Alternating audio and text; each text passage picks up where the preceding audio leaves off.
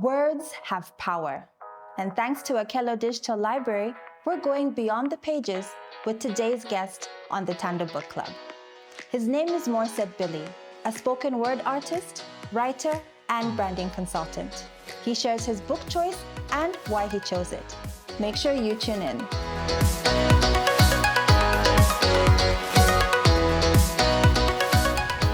Hi, Billie. Welcome to the Thando Book Club. Hello, thank you so much. I'm very excited to have a conversation with you today. Same here. All right, let's jump into it. Can you share your book choice and why you chose it? My book choice is Agringada, like a Gringa, like a foreigner, by Tariro Ndoro. I chose it because it touches on matters that I feel are very relatable. It talks about travel, it talks about belonging, it talks about language, and these are things that I'm sort of passionate about through experience. Yeah. Okay, well, you've already, I think, started unpacking or talking to some of the themes. Yeah. So let's pick one of those. Which one really resonates with you? Language. I love language. I'm a writer, I'm a spoken word artist, and language is something that I find very, it's like it stands between what cultures become because of how people interact. Okay. I'm sure if all the cultures that have existed throughout the time mankind has been on this planet, if there was no language, I'm not sure what would have happened. So I'm very much excited about languages, and I see myself as some sort of, or not professional linguist, but some version of a linguist. Oh, I mean, I get the title Agringada. I can barely pronounce it. But I feel like that was an appeal to you. But just before you go forward, you said language shows us who people used to be. Is that what you said? Like it sort of connects people and cultures. Yeah. And sometimes disconnects.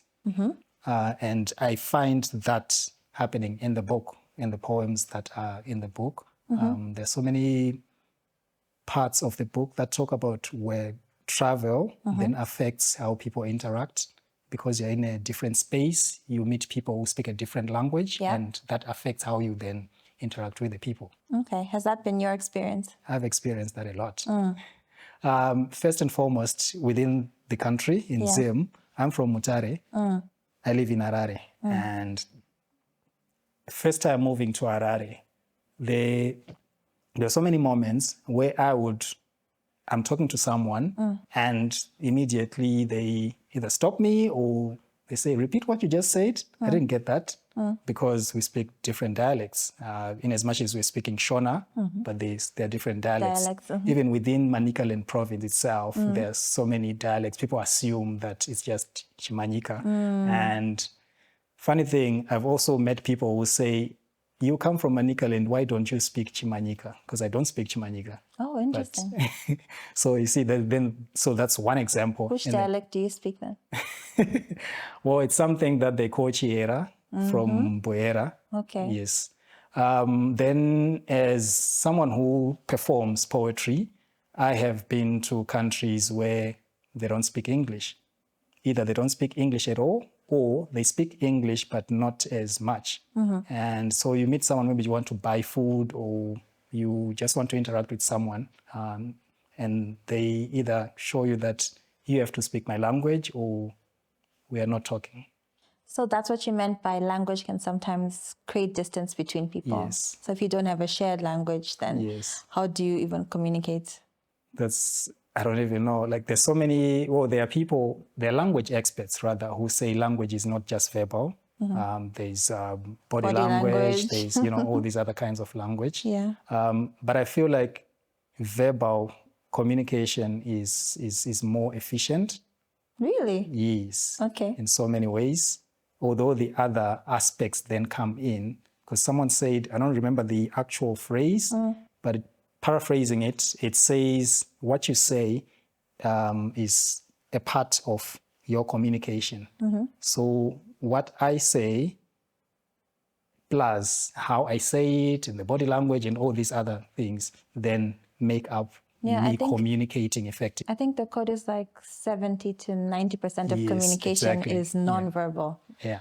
But of course, for someone who's a writer, that doesn't make sense to you. Yeah. I think another interesting aspect about language is it can be used as a tool to even oppress other people or to subjugate them. Like we've seen in our context in Africa, where you're told not to speak your languages or not to, and then it creates a disconnect between your culture. Because I think language also holds the memory of its people within it, right? All the sayings, and all these things. And when you're hearing it, you're just like, what does it mean today? But when you start to really unpack it, you're like, wow, those people knew something. Exactly. But when you tell people not to learn their language and not to speak their language, it creates a distance. It does. Yeah. So. And that's one aspect I also found in the book. Tariro talks about growing up in a space where sometimes at school, she wasn't allowed to speak in Shona. Yeah. They were punished for speaking in Shona. And then she goes back home as someone who is used to speaking English at school. You go back home, you are salad. So that it really, it messes people up. It does. And it's interesting how people feel like speaking English, or maybe it's French or Portuguese, whatever, depending on where you are, let's say on the continent, is a sign of sophistication, of accomplishment, of education, and then speaking your own language is. So it always fascinates me that there are people who've grown up in Zim, for example, and then at home they were not encouraged to speak their own languages. So it's very interesting on how that plays on identity. It does. All right. So you also mentioned belonging. Yes. As one of the themes in the book. Tell me a little bit more about that. So I think it ties closely with what I've just said about language, where the language that you speak at home isn't the language that you are expected to speak, whether in the workplace or at school or, in professional settings. So you find that you're speaking one language at home, then you go to work and you're expected to use another language. That sort of disconnects you from, like your work is disconnected from who you are. Even school, the example that I gave, there are several pieces in the book that talk about that, where you're at school, you're not allowed to speak in Shona, you're punished if you're found speaking Shona, and that disconnects you from who you are. And then belonging now, how it gets, like, how it really ties into that is you are speaking a language most of the time that is not yours, and then you master it so much. Then you go back to your people and they think you're someone else. Yes. They're not even sure whether you belong in their clan or tribe or, family at all, because you cannot speak. I've met so many people who were raised in Harare, or who are Zimbabwean rather, but their command of the native tongue, whether it's Ndebele, Shona, whichever tongue is their mother tongue, is not that good. So, and it really affects them because people expect them to speak it well. I'm wondering about something you said earlier, which is that you speak Chiera. Yes. And then when you came to Harare, that sort people of... expect Chimanyika. Yes. Did that make you feel like you belonged less? Or that, I guess, maybe your people's understanding of being Zimbabwean is not clear-cut? It's not. So it actually started from Mutare, when I was still in Mutare, because people in Mutare thought I was speaking Zezuru. Okay. So at school, I would find people commenting on certain words that I would say, and they thought, how do you speak? Like, what's that? So now when you try and explain to them, it's something that was very foreign to them, and it affects interaction. As a kid, you're in school, you're trying to connect with other kids, and such things can be a barrier. Yeah. Especially language. I mean, communication is mostly how you talk to other people. So it really affected how I interacted with my friends and classmates, and they were expecting, or they thought I was a Zulu. And then I come to Harare, and the Zulus think Manyika, and they hear me speak, you don't sound like someone from Mutare. Yeah. Up to now, I meet people who are shocked when I mention that I'm from Mutare. Say, no, you don't sound like someone from Mutare. Oh, well, that's interesting. And I'm wondering if that helped put you on the path to where you are now, loving language, writing, finding I'm not connections. sure. I think I've always grown up with an interest in languages. I remember as a kid, I wanted to learn Portuguese. Why from Portuguese? Self-taught. Both of my grandmothers were from Mozambique. Paternal and maternal. Oh, that's So, interesting. yes. But unfortunately, the relatives that we would interact with didn't speak to us in Portuguese. They speak Shona. So, but I really wanted to learn, but I couldn't. I also loved French so much. Fortunately, I started learning French recently, and it's been going on great. It's been going well. Well, half of our continent is like francophone. Exactly. So So I think I've always had this interest in languages. I taught myself Ndebele by frequenting Bulawayo. Wow. So you have a talent for it. Yeah, I think there are places I go to, and as I introduce myself, I say I'm a writer, spoken word artist, and creative enterprise consultant who speaks 5 languages: Shona, English, a bit of Ndebele, a bit of Portuguese, and a lot of poetry. Because poetry is its own language. Okay, got you. Yes. So I think languages fascinate me because they're more sophisticated than how we look at them.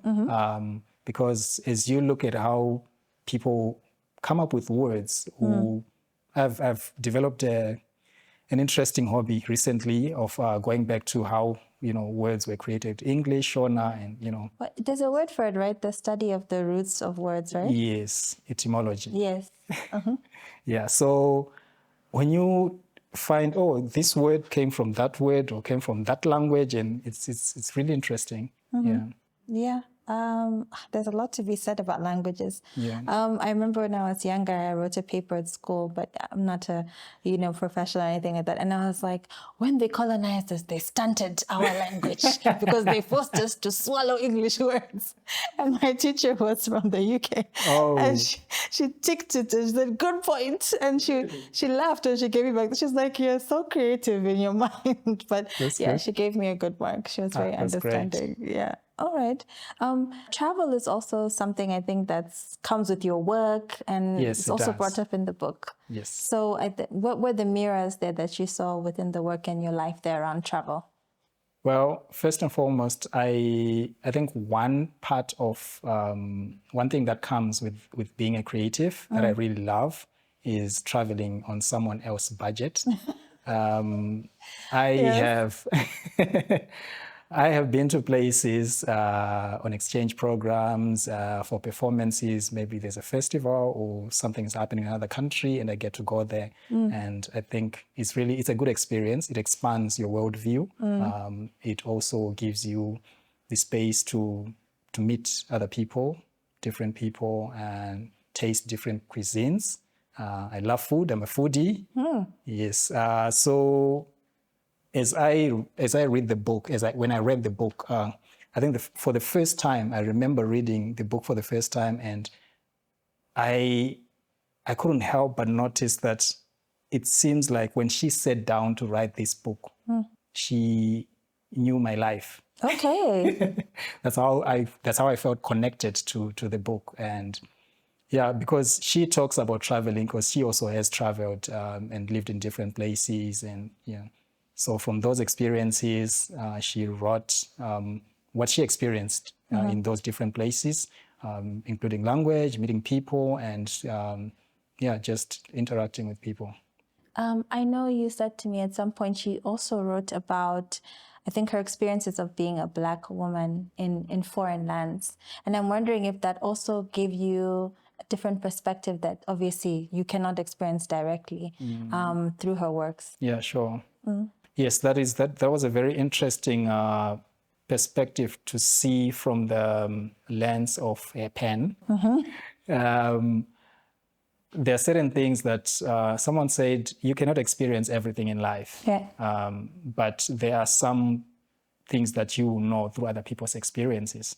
And so I am not a woman. I have been to foreign land, but the experiences that I've had may not be the same with the experiences that I would have had if I was a woman.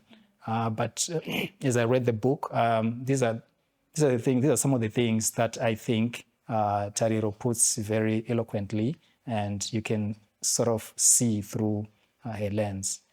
What was something that she put so eloquently that you said, oh, wow? Well, things like people looking at your hair, commenting on your hair. Yes, things like safety.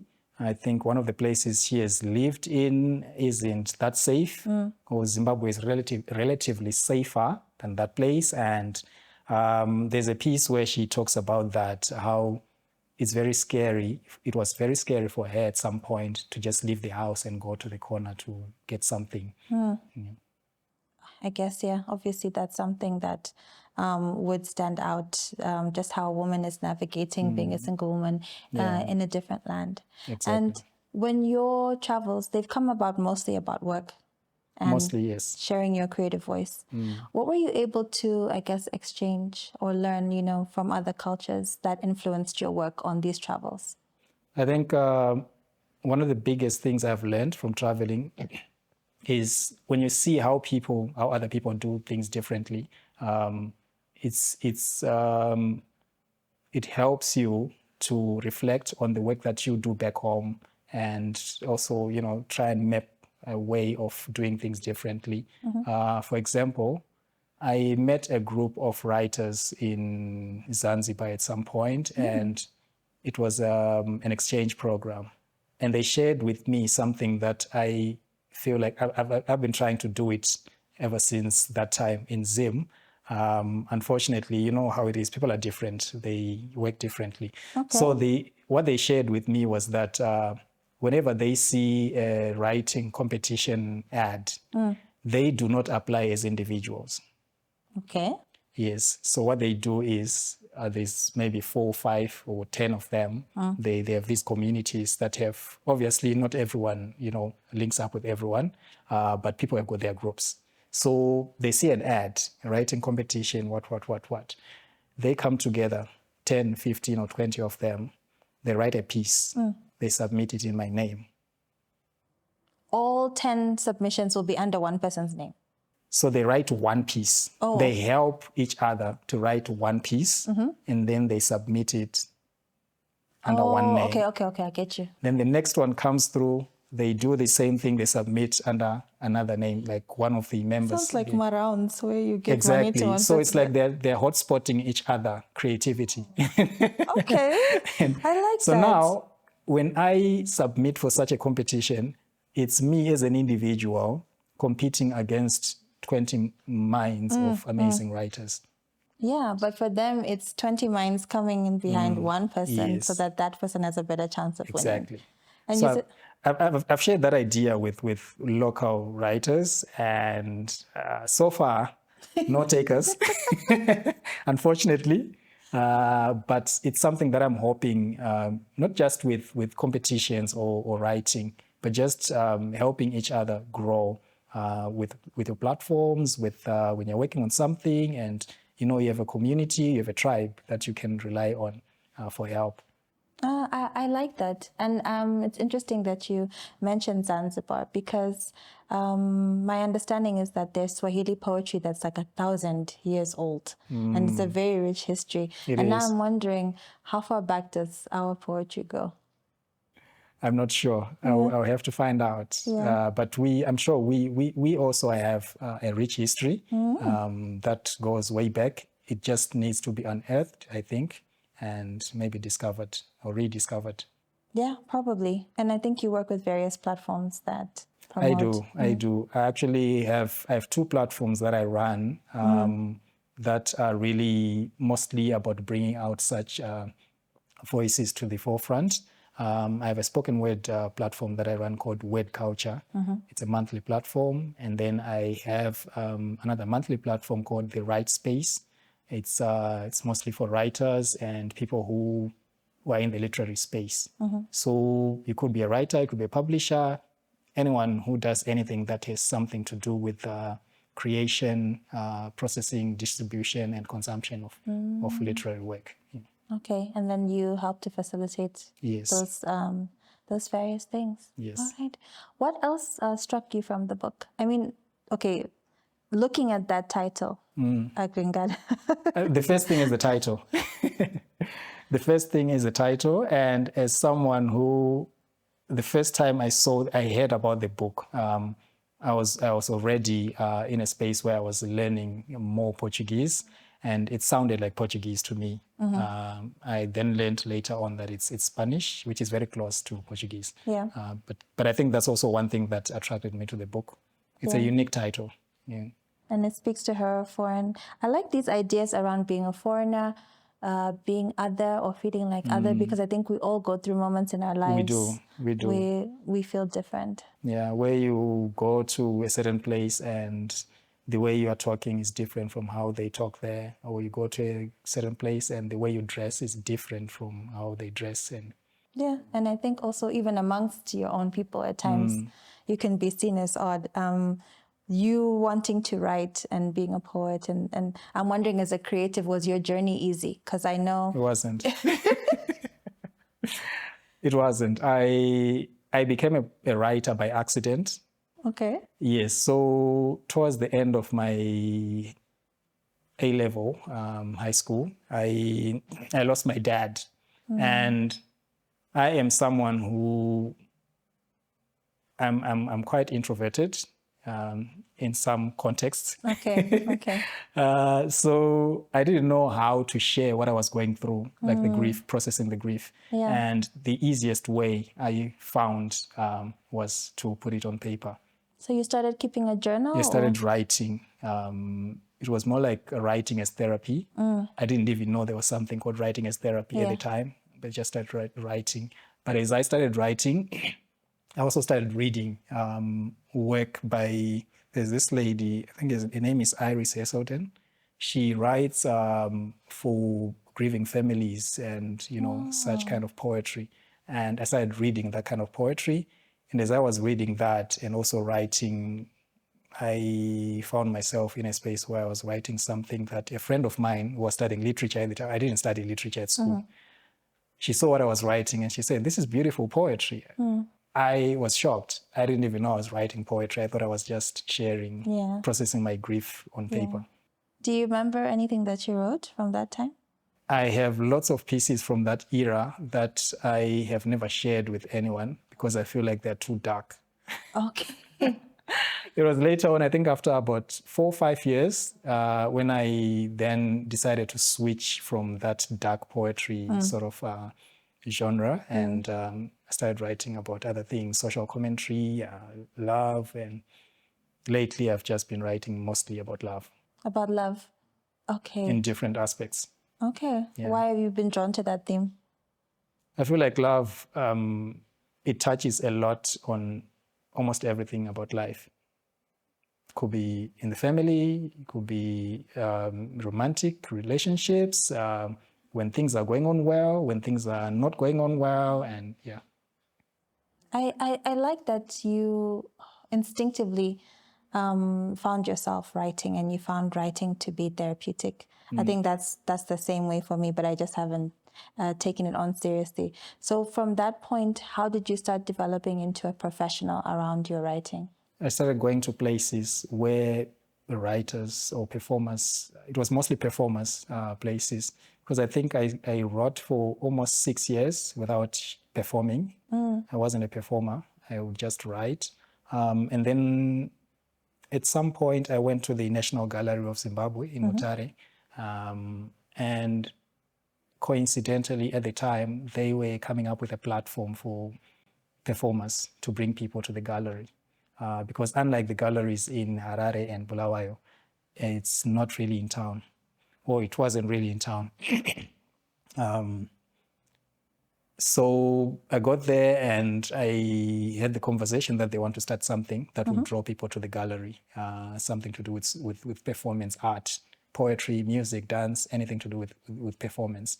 and I became part of the conversation and started also performing, or I started seeing other people performing, and then got inspired. And one day I decided to also try. I started reading with reading. It was page poetry. I didn't know it was page poetry back then, but that's how I started. And later on, I then, learned to memorize my pieces and perform them, and also watch other poets online, YouTube, and different platforms. And years later, here we are.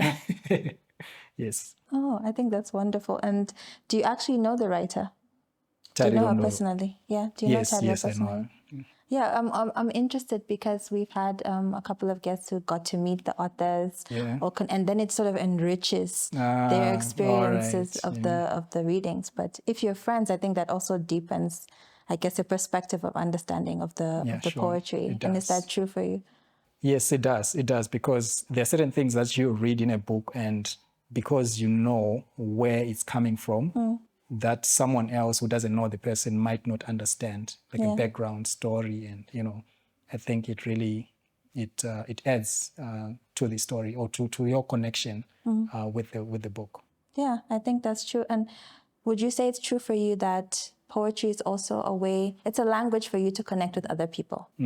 Yeah, because it's your sixth language that you've learned, right? That's what you said. It is. It's one of the languages I speak, yes. Yeah, how important is it for you to connect with other people using poetry?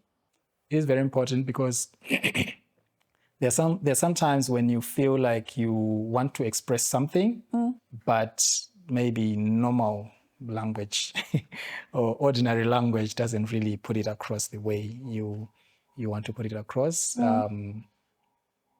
It's easier with poetry, even when it comes to just sharing whatever you're going through.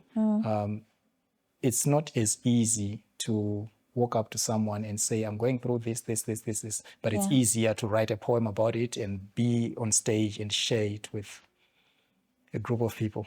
So it's kind of cathartic, like you feel like you're releasing someone. Yes. So you mentioned that your introduction to poetry was through grief, right? And you're finding a way to process your grief, and it sort of became therapy for you. Wasn't there any other space or another way in which you could process your grief? I didn't know of any other way or space. I just thought writing was the most available avenue for me to process that. Talking to someone, having someone you could confide in. Remember, introvert, so talking to someone is out of the picture. That's interesting. Yeah. And I mean, I'm thinking about this in the context also of, wider society and men, and how it's sort of a struggle to have spaces to talk about feelings and to process them. And now that you're older and you have this tool at your disposal, writing, do you find that there are spaces where you can talk about things like grief and difficult emotional sort of experiences as a man? Yes, I think now, when I look at the situation that we have now, as compared to back in the day, I think we have more spaces now for men to process. I know quite a number of organizations that are into therapeutic ways of dealing with life, and specifically for men. And then there are those that deal with both men and women, but they do have different packages that cater to men specifically, and then women specifically. Of course, because our needs are different, in as much as we are all human, but there's things that are specific to what women go through. There are things that are specific to what men go through. Yeah.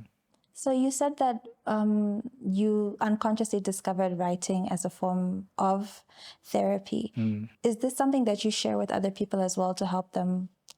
I'm just curious. Yes, I do. Yeah. I've shared a lot. Whenever I talk about how I started writing, I always mention that it was through processing grief. Right. Yeah. Okay. So I think we're going to shift our focus a little bit. All right. And It's getting dark. I know. It's okay. It's fine. It's part of life. But I just want to throw some questions at you. Simple questions, just to see your first response. Do they have multiple choice? No multiple choice. It's just the first thing that comes to mind. All right. I'm sure you can switch on your extrovert self All and right. answer the questions I for will the try. moment.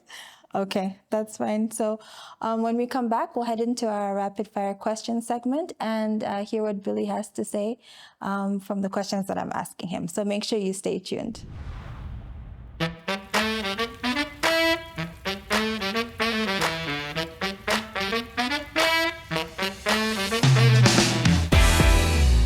Okay, first question that I'm going to ask you. Do you write in the margins of your book?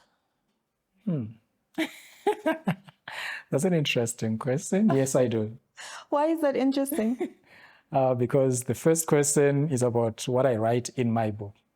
Yeah, I find that to be interesting. So if I go through your books on your shelves, you've got notes in all of the margins? Yes. Oh, okay.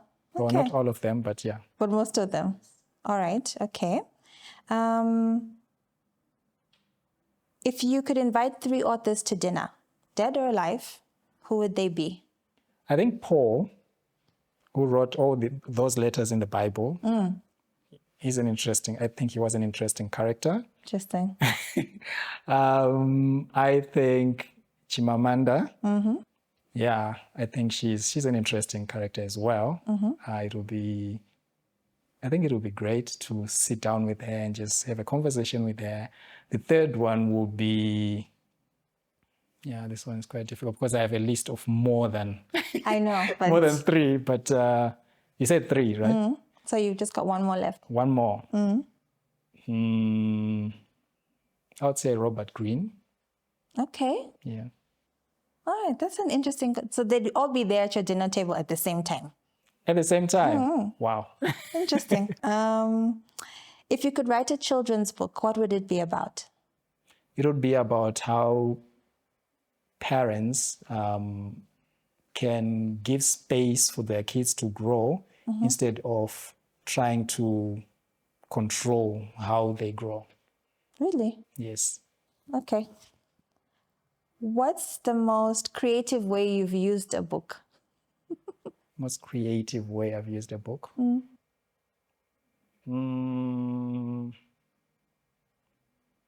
If you're expecting that I was going to say use it for pickup lines, no, I've never done that. I've never done that. I'm already a poet. I've got my own pickup lines. You've got your own, okay. The best way or creative way I've used a book was to use a book for a training, workshop rather. Oh, so okay. yeah, as I was delivering a training session, I think it was in Malawi, Lilongwe, at a festival, Tumaini Festival. I was facilitating a writer's workshop. So I used my book as as part of the material for the workshop. Which famous author would you like to see where they live? Because I understand in Europe they actually make museums out of like like Mark Twain and all those people, Jane Austen and all the. So like I don't know, maybe someone living or dead. Where would you like to see where they live? Living or dead? Yeah. I think Victor Hugo. Oh. I would have wanted to see where he lived. Yes. Why did you pick him? Because Les Miserables is one of the books that I didn't know I was going to finish when I first looked at it, because it's a thick volume. Quite thick, yeah. But I finished it like in very few days, and I found it very intriguing. So is your answer. Okay. If you had to recommend a book to someone when they feel down, which book would you recommend? When they feel down, the Bible. The Bible? Yes. I somehow knew you were going to say that. You didn't even skip a beat. I knew that. Okay, last question. Which country would you escape to write to and why? So you have to leave Zim, so you have to pick. Yeah. With the way I love Zim. Which country would I escape to? I think the Seychelles. Seychelles? Yes. Why? First and foremost, I love islands. There's something about islands that I just like. Secondly, I think the environment is something, can be inspirational. Okay. To a writer. Okay, so how did you find the questions? very, not difficult, but unexpected. Oh, that's good, right? Yeah, Okay. that's good. Right, that's fine. So that was the last question. We're done. You did good. There are no right or wrong answers. Thank you so much. And is there a prize? The prize is Yes. the conversation with me. That's the prize. Okay, great. I'll accept that. Okay, good. Yeah. So now I would like you to pick maybe a quote or maybe a few stanzas from one of the poems that you love in the book, and you can share that with us and why you chose. Okay.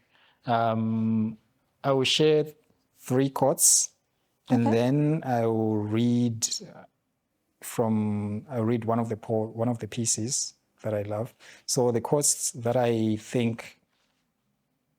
thought were amazing. There's a poem called "Movies in Braille" in the book, and there's a line which says, "Words are just things that hover lightly above ideas."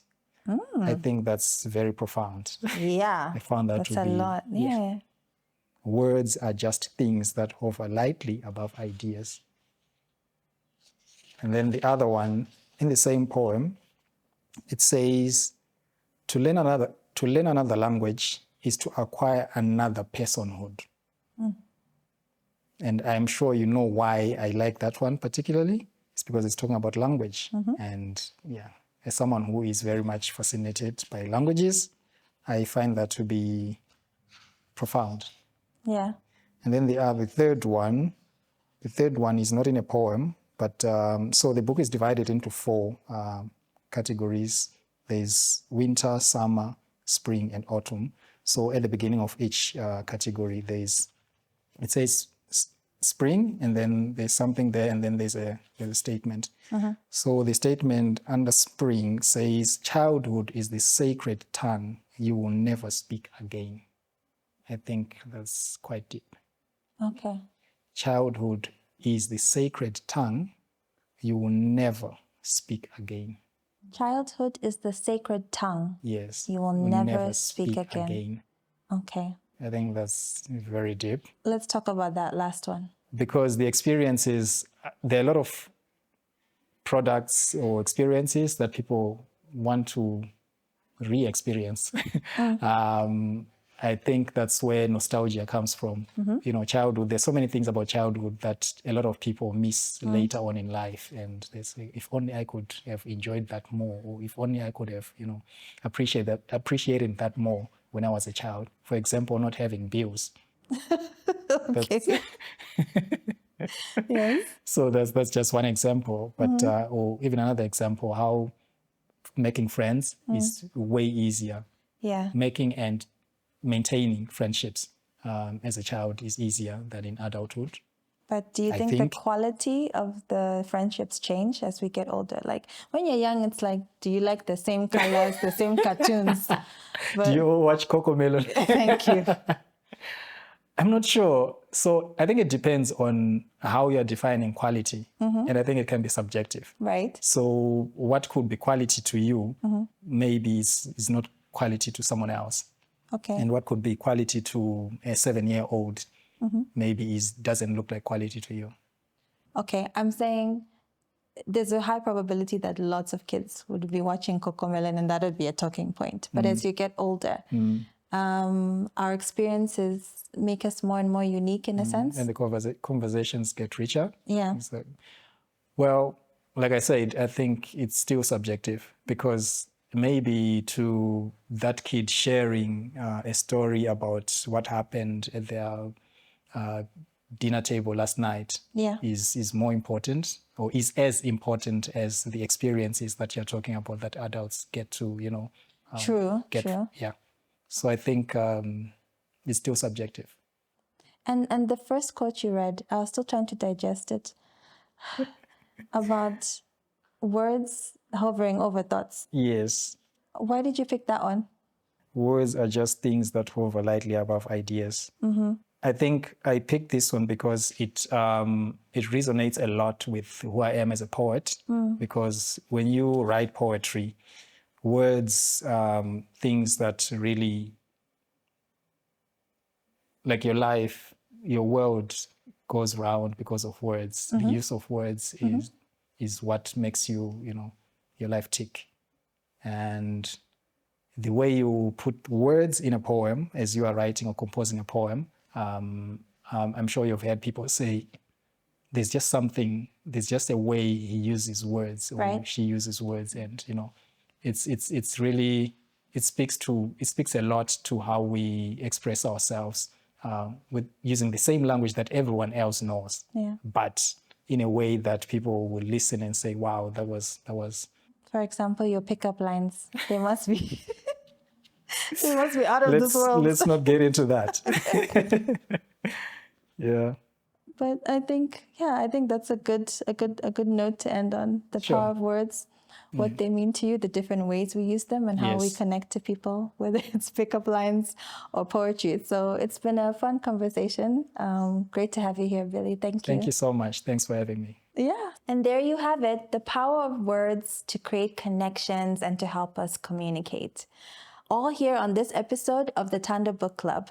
Thanks to Akello Digital Library, we're going beyond the pages. So make sure you don't miss next week's episode.